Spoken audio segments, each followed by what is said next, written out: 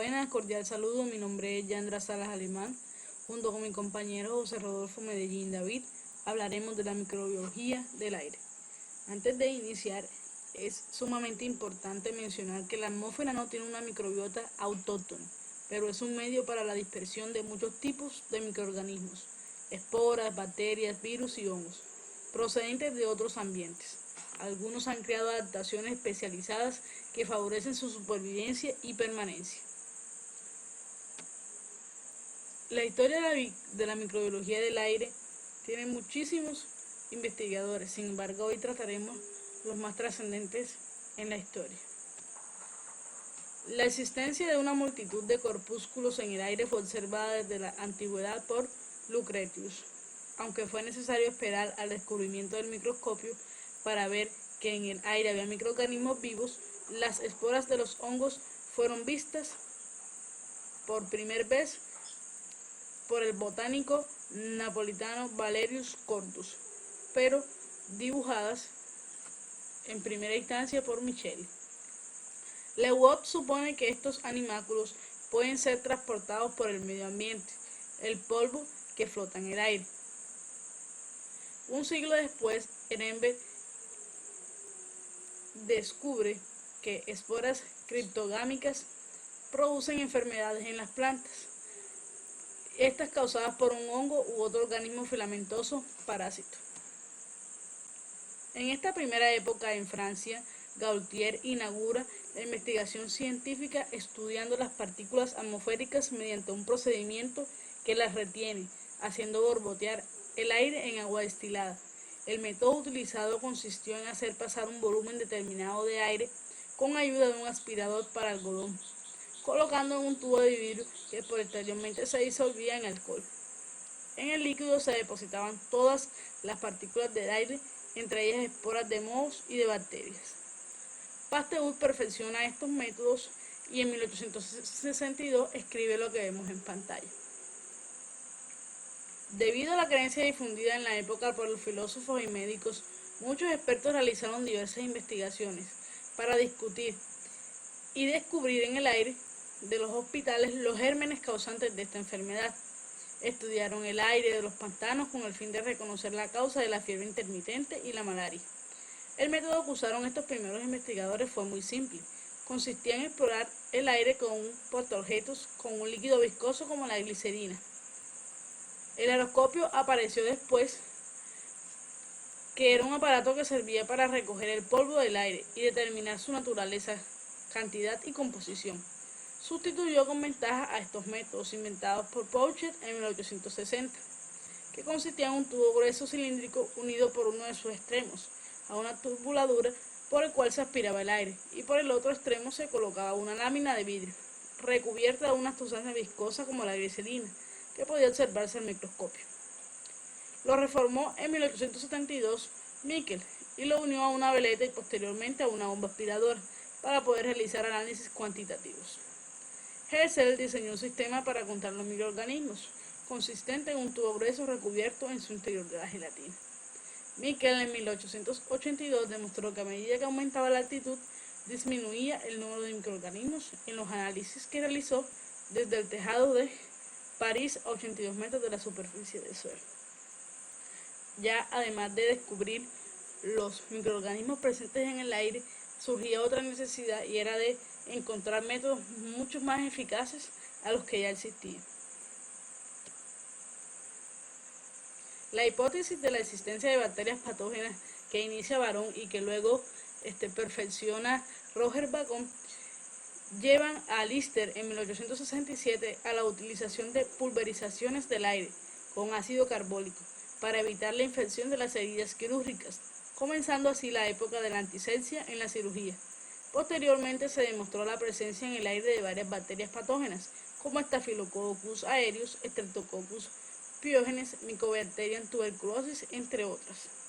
En los años 40 se realizaron numerosos estudios y sus colaboradores son muy amplios y comprenden desde aires confinados como casas, hospitales y fábricas, hasta la investigación de la supervivencia de las bacterias y el descubrimiento de nuevos aparatos y métodos como el muestreador de rendija. También en esta época Otros investigadores utilizan nuevos métodos para la detección de microorganismos en el aire, como la precipitación electrostática. Durante la Segunda Guerra Mundial surge un trabajo muy curioso realizado que fue el análisis del aire de barcos de guerra, incluidos submarinos que resultaron relativamente puros. Gregory realizó numerosas investigaciones sobre la propagación de esporas de los hongos, así como cursos monográficos especializados. Los más satisfactorios eran los que utilizan un muestreador que retenía los virus en un medio líquido como leche, que se inoculaba en tejidos o embrión de pollo. En 1965 se introdujeron las técnicas de fluorescencia para identificar rápidamente las células infectadas por virus. Mediante estos métodos, varios investigadores estudiaron la presencia, supervivencia y posibilidad de transmisión de numerosos virus animales como el de la viruela, gripe, encefalomielitis, equina, poliomielitis, sarampión y glosepeda. Debido a la dificultad de aislamiento de los virus animales, también fueron investigados los bacteriófagos, con la finalidad de poder utilizar como modelos de virus. Asimismo, en estos años se observaron una mayor preocupación por el control de aire de los ambientes cerrados, principalmente en los hospitales, industrias farmacéuticas y alimentarias, e implementaron tecnologías de punta para acelerar el reconocimiento del inmenso mundo microbiano que tenemos en el planeta Tierra. Los movimientos del aire y de los seres vivos no son los que sitúan a los microorganismos en la atmósfera. Junto al suelo hay una capa laminar de aire que impide el fácil paso de microorganismos del suelo al aire. Para que pasen se necesita una fuerte corriente de aire que levanta polvo del suelo o agua de sus depósitos, mares, ríos. También las plantas los lanzan en sus movimientos de dehiscencia y diseminación, y los animales en los actos respiratorios normales y anormales, como son los estornudos, gotas, etc.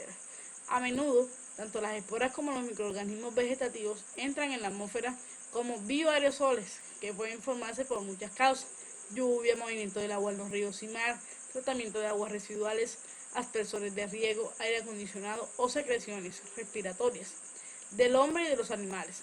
Esta última es muy importante en la dispersión de bacterias patógenas y virus animales. Los microorganismos también pueden encontrarse en el aire sobre partículas de polvo o en el suelo. Tipos de microorganismos en el aire. La presencia de uno u otro tipo depende del origen, de la dirección e intensidad de las corrientes de aire y de la supervivencia del microorganismo. En pantalla podemos ver la forma de las células vegetativas, esperudadas, bacilos, pleofórmicos, gram positivos y gram negativos, que se encuentran en mayor proporción en el aire. Número y distribución de los microorganismos. Como lo mencionaba, no eran falsas hipótesis lo que hacían los autores cuando decían que los microorganismos disminuyen con la altitud, pues actualmente se siguen manteniendo. Entonces el número de microorganismos va a ser mayor en las zonas pobladas y después en el mar. Cerca de las costas. En las zonas desérticas no hay más que lo que aportan los vientos de las zonas habitables próximas, y en los casquetes polares no hay nada. En las zonas con clima seco el aire contiene numerosos microorganismos y el número desciende después de la lluvia, debido a que éstas los arrastran por el lavado del aire. Hay variaciones estacionales en el número de microorganismos. En la atmósfera, los hongos son típicamente más abundantes en verano que en el resto del año, mientras que las bacterias son más abundantes en primavera y otoño, debido a factores como la temperatura, humedad relativa del aire, exposición a la luz solar, entre otras. Mi compañero José Rodolfo continuará explicándole la microbiología del aire. Ok, ahora vamos a hablar de los microorganismos en el aire y su permanencia. Entonces, el tiempo que permanecen los microorganismos generalmente en el aire depende de la forma, el tamaño, el peso del microorganismo, las potencias de las corrientes aéreas que los sostengan y los eleven, y también de las precipitaciones. Así, las esporas de hongos patógenos de plantas como Pucina o Miltosporium son grandes e impactan eficazmente contra las hojas, mientras que los de los hongos del suelo como Penicillium son pequeños y se depositan por otros sistemas. Incluso aunque el impacto de las esporas sea eficiente, no siempre quedan retenidos y pueden volver al aire. El movimiento browniano producido por las moléculas de gas en el aire es importante para microorganismos menores de 1 micrómetro, por lo que es de interés en la deposición de los virus. Algunos microorganismos, incluidos bacterias, virus y hongos, son capaces de viajar grandes distancias sin perder viabilidad. Es el caso de Pucina graminis, que se encontraron esporas a 970 kilómetros del origen, y de Cladosporium, que formando una nube de esporas llegó a Dinamarca procedente de Inglaterra a través del Mar del Norte. Ahora, hablaremos sobre la supervivencia de los microorganismos en el aire. Las condiciones físico-químicas de la atmósfera no favorecen el crecimiento ni la supervivencia de los microorganismos, por lo que la mayoría solo pueden sobrevivir en ella durante un breve periodo de tiempo, como es el caso de las esporas, ya que son formas de vida con mayor supervivencia y tienen varias propiedades que contribuyen a su capacidad para sobrevivir en la atmósfera, principalmente su metabolismo bajo, por lo que no requieren nutrientes externos ni agua para mantenerse durante largos periodos de tiempo. Además, poseen otras adaptaciones que aumentan su capacidad para sobrevivir en este ambiente. Algunas esporas tienen paredes gruesas que las protegen de la desecación y otras son pigmentadas, lo que las ayuda contra las radiaciones ultravioleta. Su escasa densidad les permite permanecer suspendidas en el aire sin sedimentar. Algunas son muy ligeras e incluso contienen vacuolas de gas, y otras tienen formas aerodinámicas que les permiten viajar por la atmósfera. Además, las esporas se producen en número muy elevado y aunque muchas mueran en la atmósfera, el éxito de unas pocas asegura la supervivencia y dispersión de estos microorganismos. Los virus pues son en general más resistentes que las bacterias en las condiciones ambientales. Además, no se activan con el oxígeno, siendo los virus desnudos más estables a humedades relativas altas y los envueltos a bajas. Además, la supervivencia de las bacterias es variable debido a que su diversidad estructural y metabólica. En general, las bacterias gram positivas son más resistentes que las bacterias gram negativas, ya que su pared celular es más gruesa. Por ejemplo, en aire seco, algunas especies de Bacillus y Clostridium son capaces de sobrevivir más de 200 años, Mycobacterium 1 mes y Salmonella solamente 10 minutos.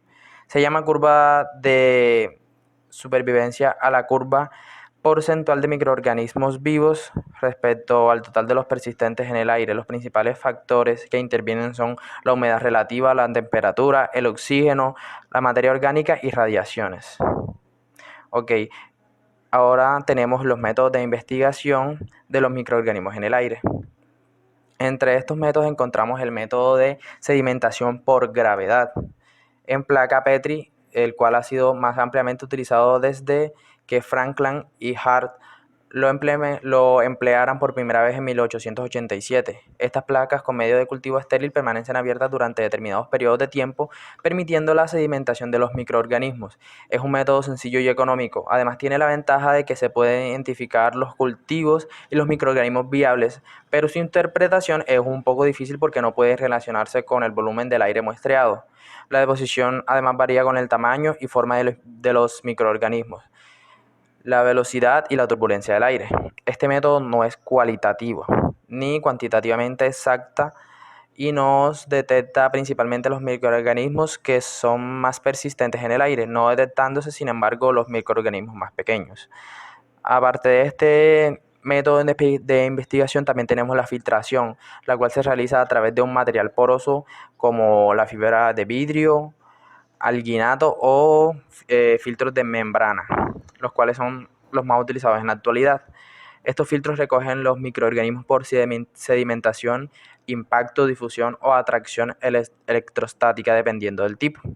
Los filtros de membrana utilizados son de policarbonato, ésteres de celulosa o cloruro de polivinilo, con un diámetro de poros desde 0,1 a 10 micrómetros, según la naturaleza de los bioaerosoles. Para realizar la filtración se han diseñado aparatos portátiles con una bomba de vacío y un flujo de aire de 100 a 50 litros por minuto. Entre los problemas que destacan encontramos la pérdida de viabilidad de las células vegetativas debido a la desecación durante el muestreo.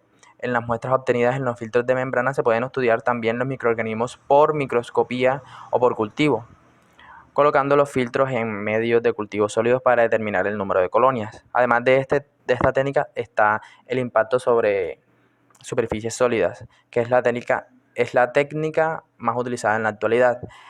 Aquí los microorganismos se separan de la corriente del aire utilizando la inercia para formar su sedimentación sobre las superficies sólidas. El proceso de impacto depende de las propiedades de inercia de la partícula y de las propiedades físicas del aparato, tales como las dimensiones de la boquilla y el recorrido del flujo del aire. Además, han diseñado una gran variedad de aparatos que difieren por el número de boquillas o impactores y por el tamaño, así como el número de pasos o etapas por las que pasa el aire.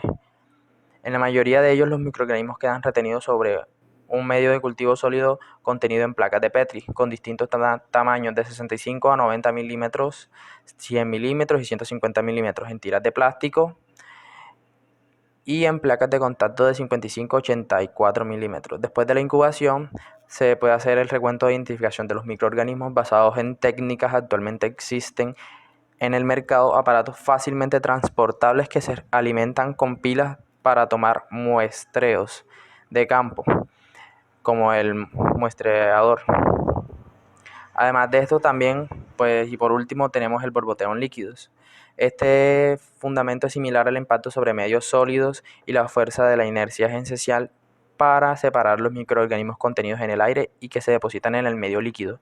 El flujo de aire puede ser de 12,5 a 20 litros por minuto. Este método también requiere una bomba de vacío. Estos dispositivos, también llamados de trampa líquida, hacen pasar el aire mediante un aspirador a través de líquidos que retienen los microorganismos. Este líquido puede sembrarse en placa para determinar el número de microorganismos, examinarse microscópicamente o analizarlo con ensayos bioquímicos. Para determinar endoxinas, sondas genéticas, reacción en cadena de la polimerasa, inmunoensayo y citometría de flujo. Entre las enfermedades transmitidas por el aire, un gran número de infecciones humanas y animales se transmiten por el aire y causan grandes enfermedades, principalmente enfermedades en el aparato respiratorio. La mayoría de los virus y una gran parte de bacterias que causan infecciones respiratorias se encuentran en gotas grandes de 20 micrómetros, ya que si son pequeñas se evaporan y se inactivan por desecación. Sin embargo, Mycobacterium tuberculosis, Bacillus anthracis y los orto y paramyxovirus pueden sobrevivir en gotas de 3 micrómetros y producir infecciones del tracto respiratorio inferior, ya que penetran fácilmente en los alveolos. En algunos casos se forman bioaerosoles procedentes de animales y sus productos que se resuspenden en el aire y pueden ser inhaladas, como heces desecadas y plumas de aves, placenta, lana, piel y marfil. Casos especiales son Legionella, que se encuentra en el agua y también se transmite por los aerosoles que se forman en los distintos sistemas y aparatos, o coccidioides, y Mites y Aspergillus fumigatus, cuyas esporas procedentes del suelo y estiércol son diseminadas sobre el polvo y transportadas por el viento.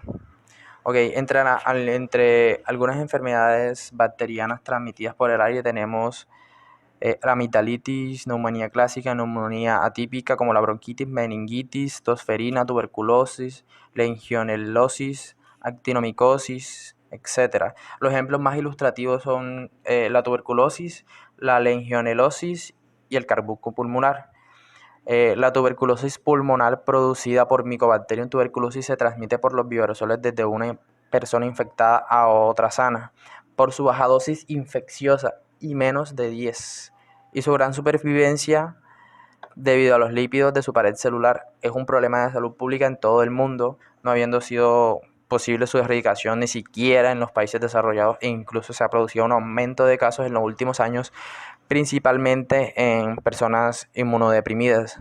Otras micobacterias no tuberculosas también han sido asociadas con enfermedades respiratorias en estas personas.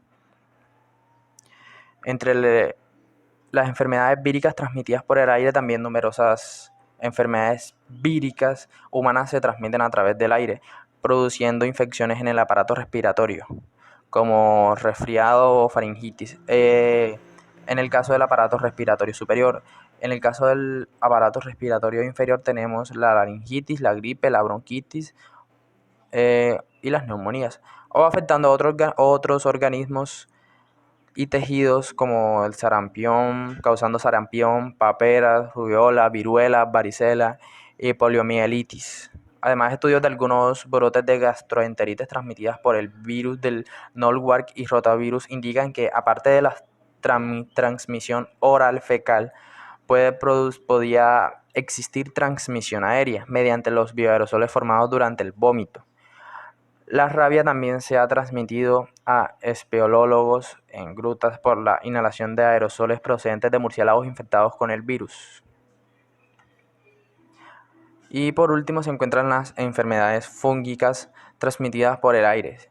Ciertos hongos levaduriformes como el Cryptococcus, el Coccidioides, el Blastomyces y la Histoplasma son responsables de enfermedades pulmonares, desde donde pueden invadir a otros tejidos y producir una enfermedad sistémica.